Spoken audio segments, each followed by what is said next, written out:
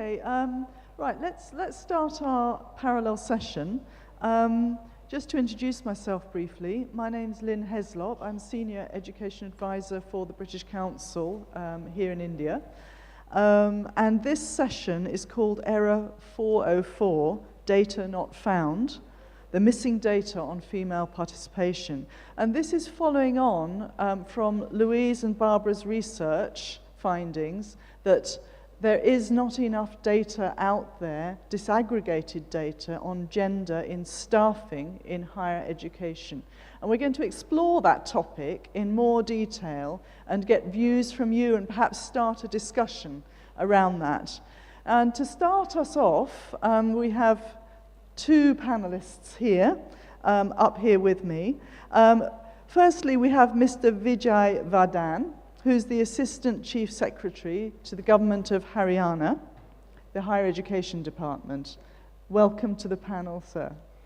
And over here we have Barbara Crusard. I hope I've pronounced your name correctly. Crosswar, thank you very much. Who's a senior lecturer at the University of Sussex in education and co-author of the piece of research that was presented to you a little bit earlier by Louise.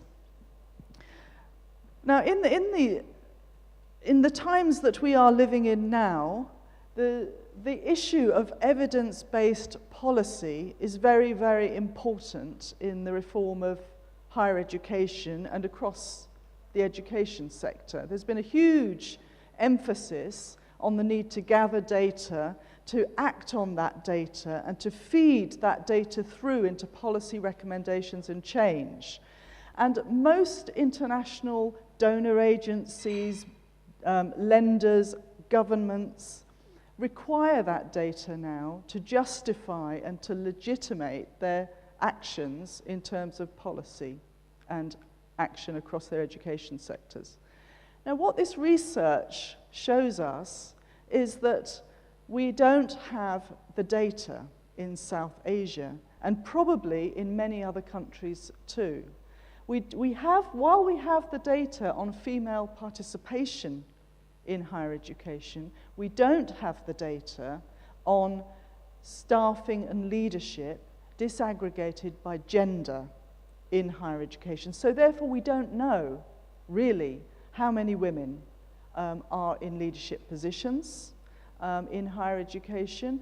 The data that we do have, as Louise mentioned, is unstable, and perhaps Barbara you could say a little bit more about that a while. And the data is also not accessible to everyone, so there may be data out there, but we can't access it. And so, you know, that in itself is a problem. So the questions, I think, and I hope that we're going to get a few questions from the audience too, and I should have mentioned that the session will end at 1:20, I've been told, so we have about 40 minutes or so. The questions that occur to me about this data is, you know, what data do we need? There's the question of why is that data not being collected, and how can we collect data?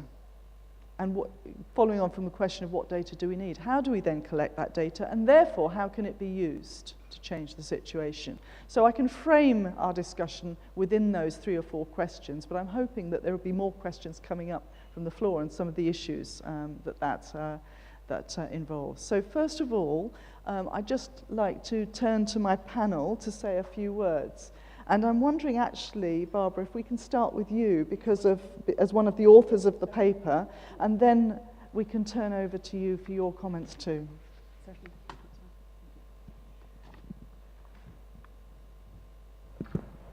So first of all, I'd like to thank the British Council for the possibility of doing this research, this important research, and for the invitation to be a panelist on this session. I'm going to speak in more detail about the statistical data that we identified and the kinds of analysis that we attempted.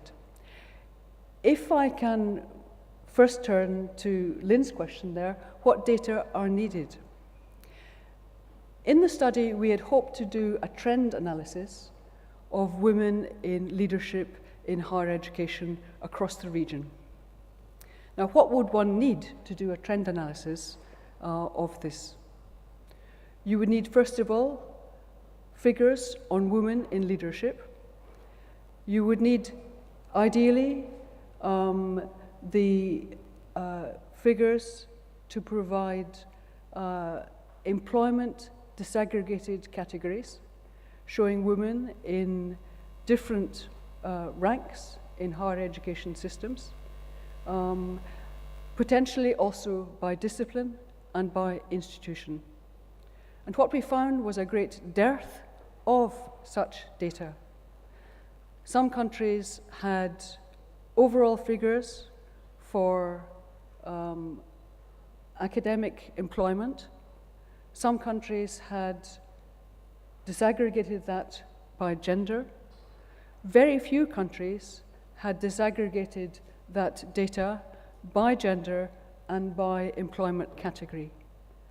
No country was systematically reporting women in leadership. The highest rank, if you want, of employment category was women as professors. But there is no public reporting across the region of women in positions such as deans, vice chancellors, and so on. This is a grave concern. We mentioned earlier that many reports focus very much on students and not on faculty. The dominant concern is not for gender in higher education staffing, it would appear, in policy circles across the region. So turning to the data that we, or I should also actually talk about how we try to identify it, partly to acknowledge the support that we were given by the British Council in this. Louise earlier mentioned that we scoured websites. This took a considerable amount of time, but did not allow us to identify systematic databases across the region on these issues. We also made contact with many academic colleagues through our own networks, and we were able to identify some additional statistics that were not publicly reported, but allowed us to generate some analysis of what was going on. When we went back to the British Council to say, we are really struggling to find this data, the British Council very kindly used their contacts within different ministries to gain access to further data. Now, this suggests to me that data are perhaps being collected, but there is not a tradition of, or the resources are not being given to public reporting and analysis of that data. So, as Louise said earlier, when one looks at other regions of the world, for example, the SHE figures that are reported by the European Union, this does create the possibility to engage, to get a better perspective of these issues, and then create a policy dialogue around the inequalities that these things, the data point to. There is the gender inequalities in Europe are still very powerfully visible, but they are visible because this data is being collected. So it's important, it seems, from our research, that more policy attention is given to sustaining and supporting data collection in this area.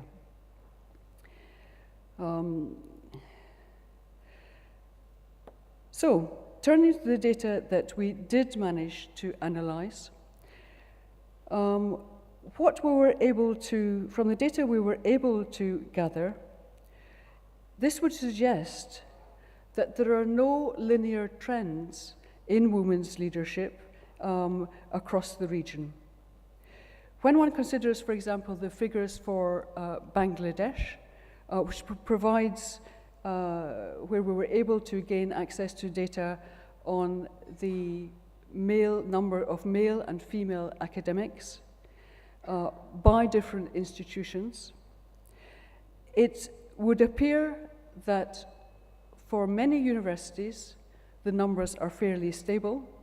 For some universities, it seems women's representation increased, but for an equal number of universities, women's representation decreased. So this confirms this pipeline theory that is so prevalent in women's leadership, which Maitri also critiqued. The one country that does have a much stronger tradition within the countries we researched is Sri Lanka, which does publish gender disaggregated statistics for different employment categories. So we were able to do more analysis there of women's representation across higher education. That also shows that in 1 year, the representation of women can increase in different institutions, but that can fall in the next year.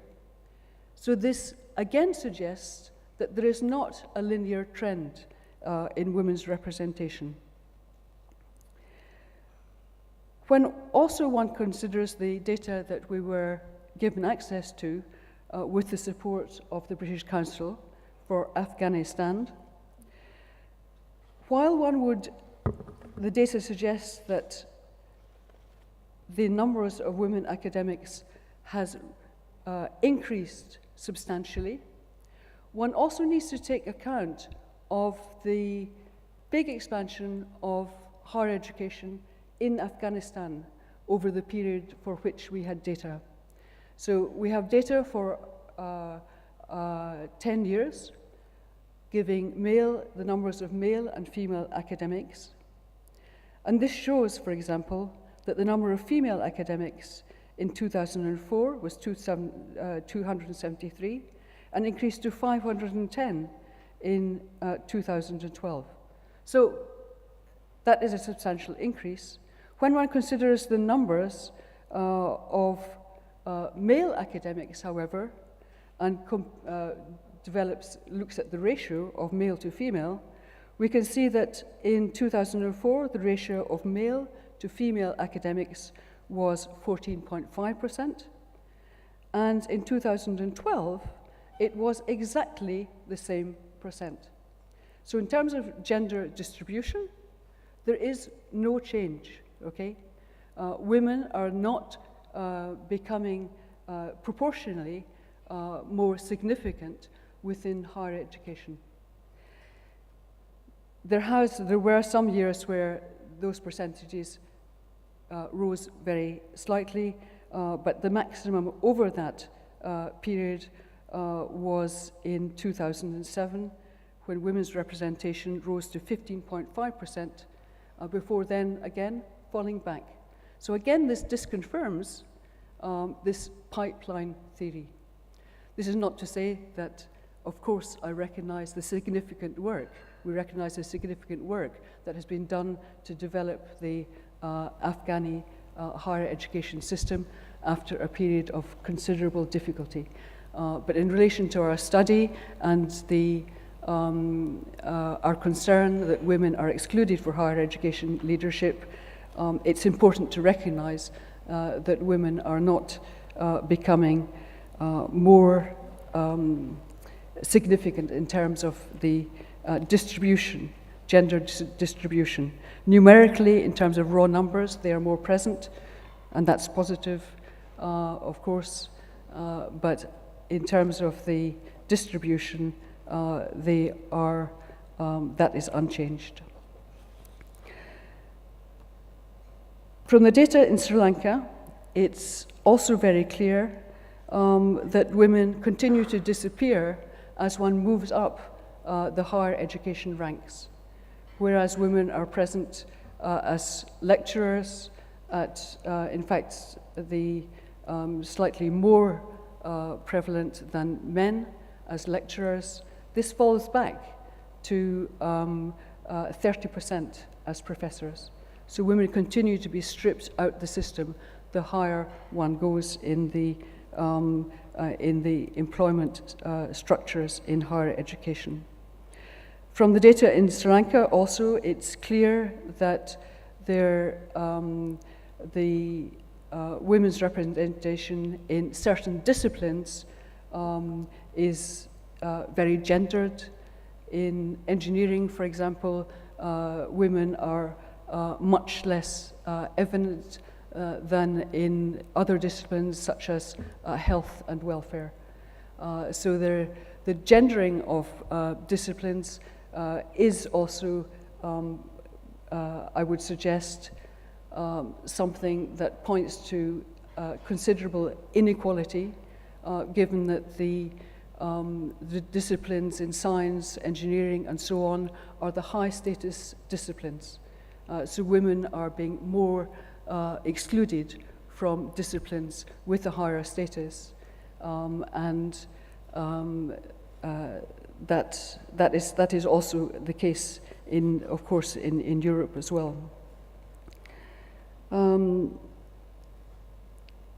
So overall, I think I will conclude there. Overall, what I would like to raise is the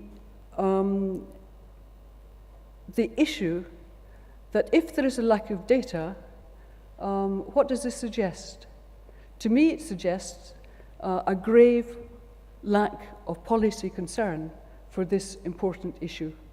Unless we have data on these issues, we cannot evaluate, we cannot monitor, and although I completely agree that this is not the whole story, we do need more qualitative studies. We need to understand what's happening within different academic cultures. The very fact that women are differently represented within different disciplines means that the cultures of those disciplines, it's not a male-female binary thing, that this gendered nature of the disciplines points for me to the importance of studying academic cultures rather than individualing the issue as an issue about women. But a key thing across the region, it would seem to me, is to develop a more systematic database year by year through which the issue of women's underrepresentation within higher education and within higher education leadership can really be critiqued and then taken forward through other programs, the kinds of things that Louise identified in her slides earlier. So I'll finish there and pass on to our next speaker. Thank you. Thank you very much, Barbara. Is that working? Yes. I think for me, anyway, sort of looking at more depth in terms of the figures makes the situation even more alarming, and really sort of signifies some a time of danger, if you like, in terms of where particularly against the background of the expansion of higher education, the fact that more women in higher education leadership doesn't actually mean more proportionally, and can mean less, shows that the focus on data is extremely important. You know, and I agree, while it doesn't give the whole picture, it's absolutely vital for bringing this agenda forward and for something to be done about it. Now, before we go over to some questions, I'd like to invite Mr. Vijay Vardhan, who's, as I mentioned before, the Additional Chief Secretary to the Government of Haryana, in the Department for Higher Education. And just a little bit of background to that, in India, the departments for higher education in state governments are becoming exceedingly more important and have been over the last year and going forward from now, because of a devolution of responsibility for higher education even more towards the states, away from central government, for the state-controlled universities. So higher education departments, for example yours, are coming under a lot more sort of attention, and you have the spotlight of India upon you, Mr. Vardhan.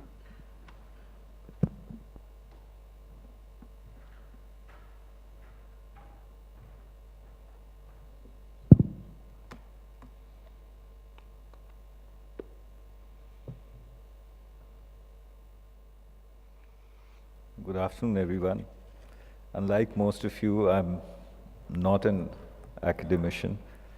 I'm a hard-nosed bureaucrat. I've spent 28 years in bureaucracy, out of which I've spent about 10 years in urban development and about 10 years in tourism. I have joined the Department of Higher Education of a state called Haryana, which adjoins Delhi, about 2 months back. But I've had some experience of having an insight into the functioning of the Department of Higher Education and the various issues involved when I was posted for about 4 years as secretary to the governor. In most states in India, the governor is also the chancellor of all the universities.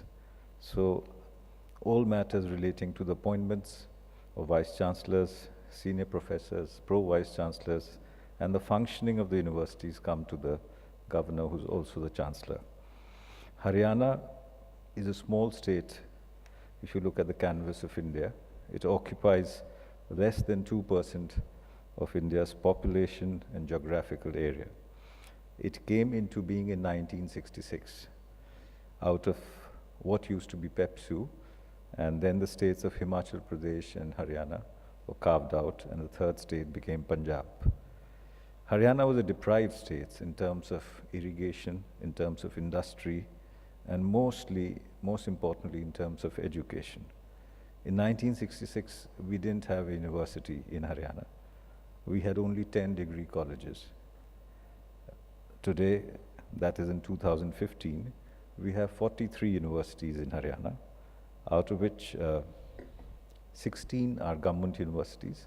State universities are 15. There are 18 private universities, and there are 9 deemed to be universities. So we have 43 universities. We also have a chain of degree colleges. We have 105 government undergraduate and postgraduate degree colleges, out of which 26 are exclusively for women. We've also innovated something which we call government-aided private degree colleges, because we found that the state did not have the resources. Haryana being a small state adjoining Delhi, the prices of land are very high. So we encouraged private trusts and private bodies to set up degree colleges, and once they do, and if they meet our requirements and our standards, we undertake to bear 95% of their entire salary expenses for all times to come. So we have another 110 private degree colleges. Now the question which we are discussing today is how important is data, especially relating to gender.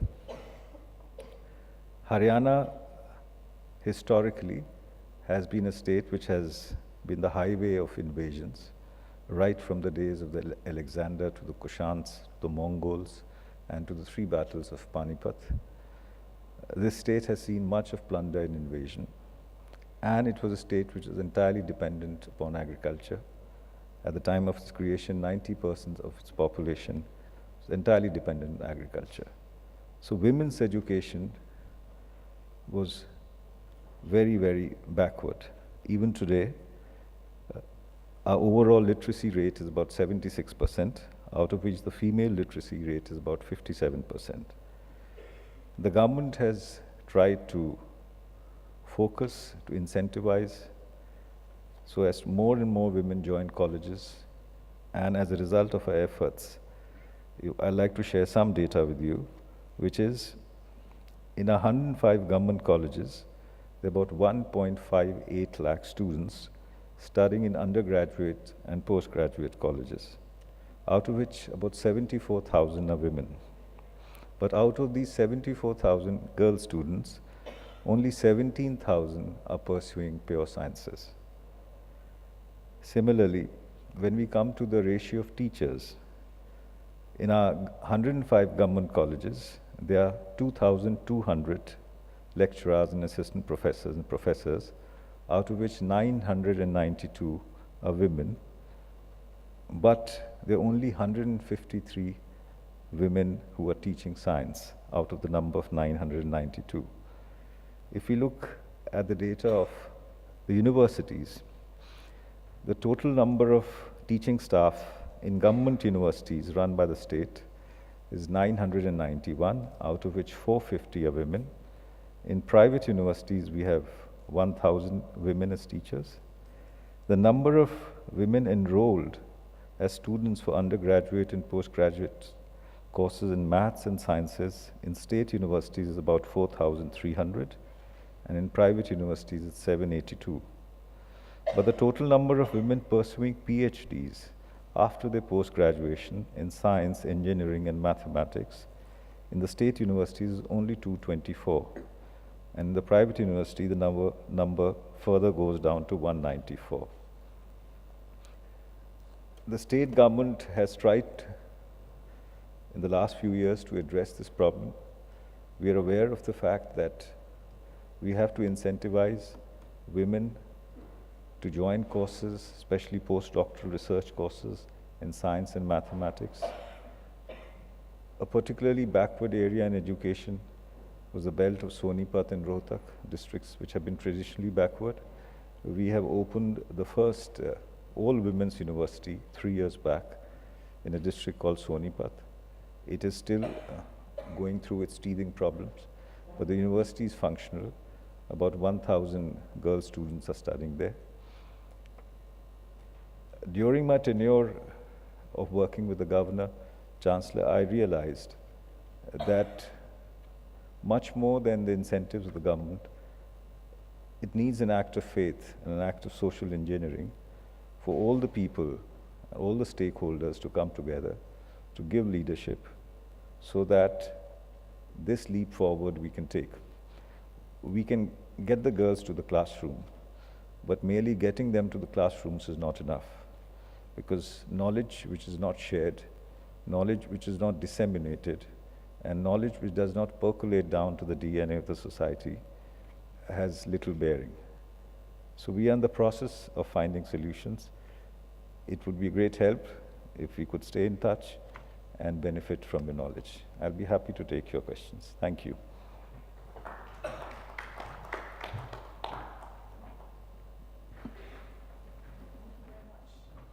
For that very informative presentation, and again, to me, that's saying that people who are in policy-making, decision-making jobs are using statistics to look at their policies and to look at how they can redress imbalances in those. But again, I think we also see that what the type of statistics and the way that they are collected also has an influence on those policy areas that are deemed to be more important than others. I mean, I think we can all see that, for example, in primary and secondary education, for example, the fact that gender is well into the the Millennium Development Goals and the Education for All goals means that gender has been addressed in primary and basic education. But going beyond that, looking at the report where it's looking at women in leadership and staffing, I'd now like to turn our attention to the data and what kind of data we need, what kind of data do you think will help to influence policies to make the change happen. And I'd like to just open it up to the floor to ask questions and also to comment, and perhaps our panelists can also feed in their comments too. Thank you. Do we need a mic or can we hear?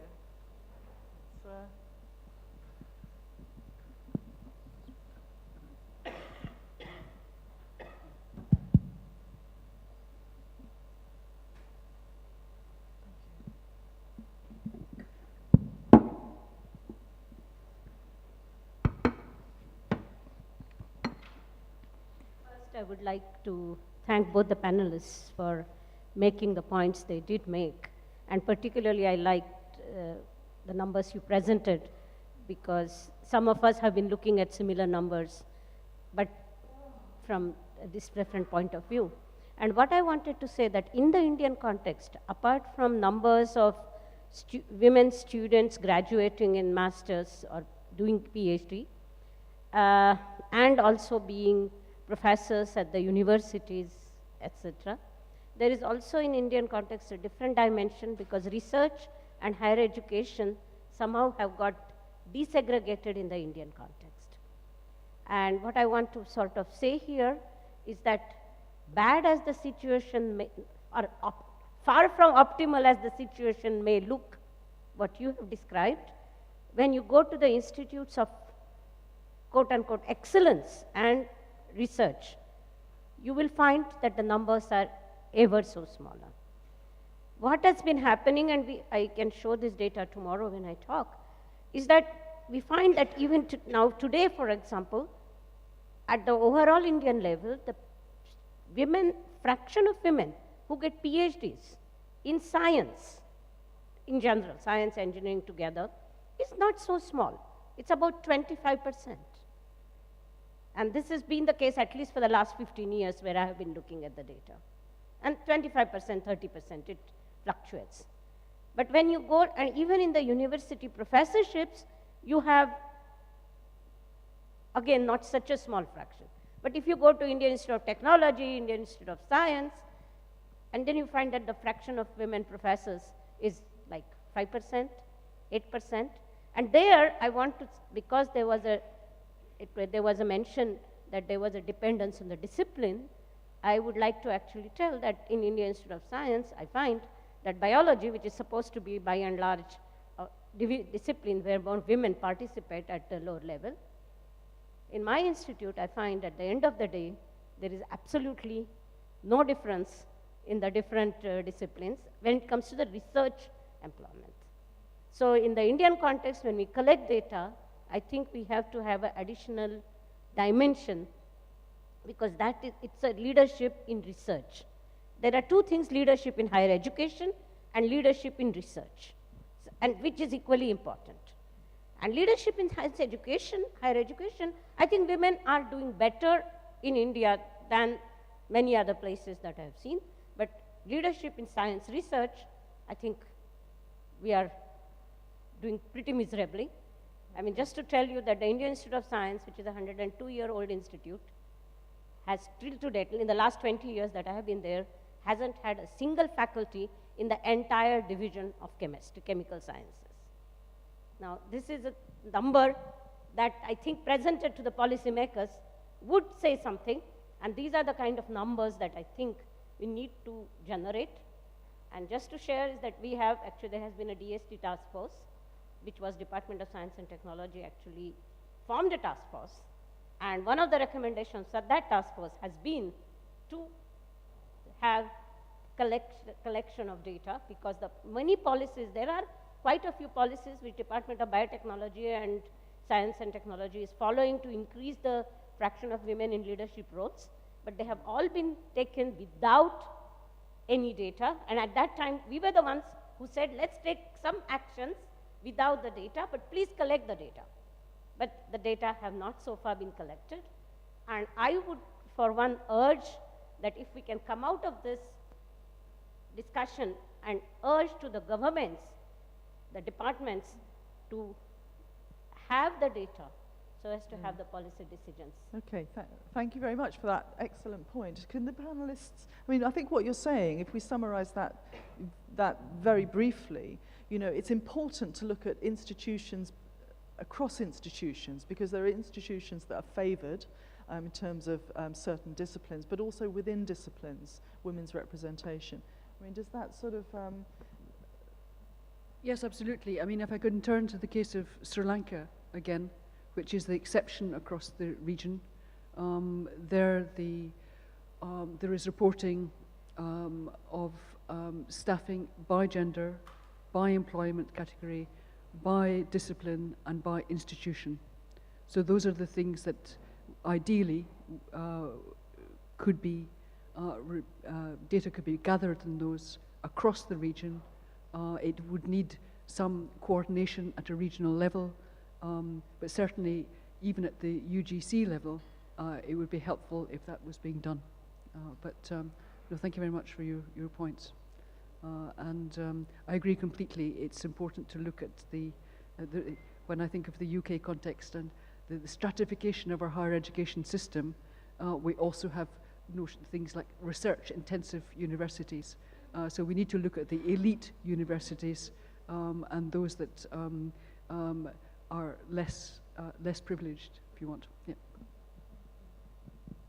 Yes, I couldn't agree with you more. I think you summed it up very succinctly, but there's one observation I'd like to make about my state.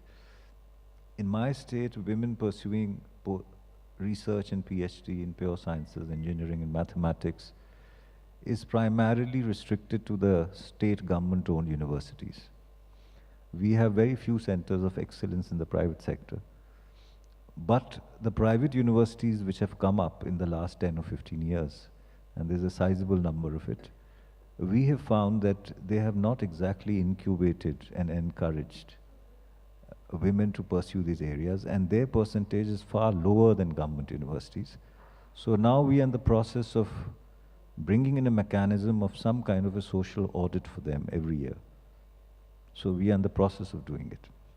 Because maybe the forces of the market do not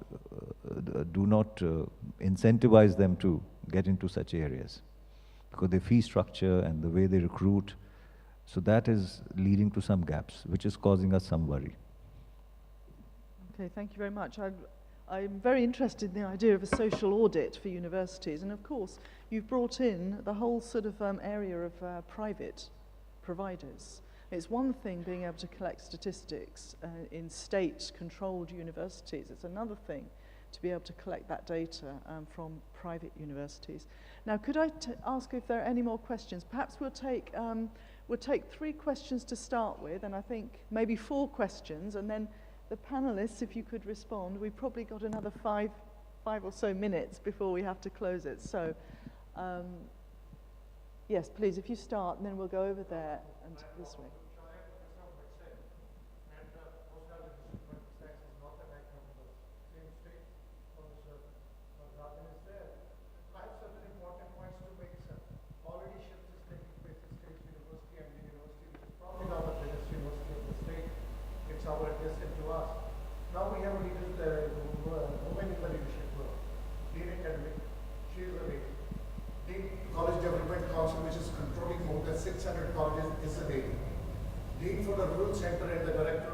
Research is a lady. Out of 12 posts of dean, 6 are the ladies. So gradually that shift is taking place. DPS you have already mentioned, it is there. I come from Health Sciences University and Dean of the Faculty of Super Specialty. In our institute, reader is a lady, registrar is the lady. Same is true as far as Dean Academic Affairs, as well as also 3 deans of the various specialties are concerned. So things are changing. Probably what is important is, when say you look at it, the colleges which are in the rural area, the girls are strapped and they are getting education. The problem is that in a higher education level, the social audit which you are talking about needs to look into it. What are the factors which are stopping them to going into it? Because it is very easy for us to talk about the data is of no use if we cannot use it for implementation. And also equally important for this data is to tell us what are the factors which have stopped them coming to the leadership position. And all of us know that top academic leadership at the level of vice chancellorship is highly politicized. Unless and until this discussion will be futile, if we are not able to convince our leaders that by giving them and bringing them at that level will make a difference. You talk about out of 16 universities except because there is no lady who is a vice chancellor. So there is something flaws in the policy which we need to look at administrative. Thank you very much for that comment. Can we have the question over there? Thank you, Chair, for giving me this opportunity. When we say that policy decisions are largely data-driven, then this data has to be a large-scale data. And given the fact that in India, under the RUSA, the recently launched Rashtriya Uchitta Shiksha Abhiyan, all the states have to prepare a data-based state-level plans. So there's a lot of data which is going to come online at the central level with respect to higher education institutions. However, if we want to use that kind of a data set in developing some kind of a gender inequality adjusted index, then probably we would be requiring to collect some more information that can reflect both on the quantitative as well as qualitative aspect of leadership in higher education. So maybe is it possible at this level that we are now trying to bring in data from smaller regions from the district level? Is it possible at this point of time to include some more information which can be brought into under the RUSA, as well as it is extremely important to identify certain indicators which would reflect both on the qualitative and quantitative dimensions of gender representation at higher positions in the institutions. So both these, will it be possible at this point of time for the administration at the central level to take a call on this? Okay, thank you. I think RUSA does present a huge opportunity for that. Did we have another question? Yes. I'm Richa Tanwar, and I'm Professor of Women's Studies at Kurukshetra University. You see, when you look at data, which is so important for us for policy formulation, I would just like to state a fact. For an example, in our last convocation at our university, which is a large multi-faculty university, all the toppers of all the 12 faculties were women, right? Now we need to have data to understand that all the toppers of all faculties, including sciences, engineering, commerce, languages, humanities, and so on, were women. But where did they go in terms of employment? Was it translated? Because we need to have the pipeline theory for leadership. Unless we have sufficient women in the pipeline, we won't have them in leadership positions. And for that, we need to have not only a social audit, as the speaker said, but a gender audit, actually. Because we need to know, are the structures of universities and colleges friendly for women? Is there a chilly climate? Is there a glass ceiling? Are there networks and mentoring done? Does the so-and-so state recognize women professors? Are opportunities available for them to come up, so-called in the, somebody said, in the political networks? So that is something, the gender audit is something very important. How many scholarships, how many fellowships, what kinds of reservations are there for women in universities and higher education institutions? Haryana has made a tremendous amount of progress in terms of education of girls, whether that is translating into better social inclusion, better facilities, better, safer places for women. That kind of audit needs to be done. Thank you very much. And I think we have one last question, and then we're going to come to the panel for some short answers, and we'll close the session. Thank you. Thank you for giving me this opportunity. So I do agree with Mr. Vijaywardhanji, Honorable, our Additional Secretary Higher Education. And as the data shows, he is very much concerned with the initiatives to be taken in the Haryana state, because I, being the Vice Chancellor of the Women University, and that too situated in a rural area, as he has already told, Haryana is very poor. Basically, all the girls are coming from the rural area. And it is not the quantity, but it is the quality that is to be taken care of right from the beginning. So in the women in university, they are given the space. Woman needs a space. That is the confidence, and that she has to have. She is competent. That I have seen, I have experienced. If given the opportunity, she seems to be better than the men if both are given the same opportunity. She is more sincere, dedicated. The only thing is that we are taking care of from the very beginning, and she needs the grooming to be a confident and expert in one's area. So we are giving the opportunity in different disciplines. So this is what she needs. The data is less. Yes, dearth of data, because it is the patriarchal society in Haryana particularly. That is what I have felt. She Thank you. is not Yeah. coming open up. Okay, So thank you very that's much the- for that point. It's very important. We're going into the sort of beyond the data. So can I turn to my panel now? We've got sort of 4 comments from the floor. If you could give your brief feedback to any one of those questions.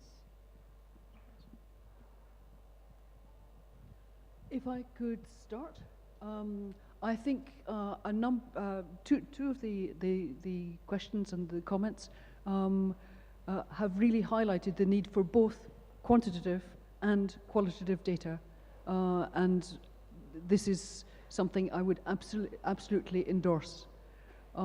In terms of the work that is being done, I'm aware in India that much progress is being made through women's studies, gender development cells.